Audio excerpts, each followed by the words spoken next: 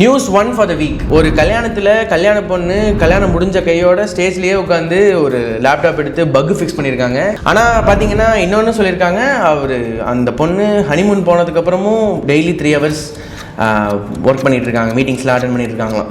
எனக்கு இந்த மீட்டிங்ஸை பற்றி கூட அவ்வளோ இன்ட்ரெஸ்டிங்காக தோணலை. ஆனால் இந்த மீட்டிங் அட்டன் பண்ணும்போது அவங்க ஜூம் பேக்ரவுண்ட் யோசிச்சா தான் எப்படி இருக்கும், அதுதான் எனக்கு ரொம்ப இன்ட்ரெஸ்டிங்காக இருக்குன்னு தோணுது. பார்த்தீங்களா மக்களே, கால் எடுத்து வேமா மெட்டி போடணுங்கிற காலம் போய் கால் அட்டன் பண்ணிட்டு வந்துடுற சாமி, ஐடி ஃபைல் பண்ணணுங்கிற காலம் வந்துருச்சு.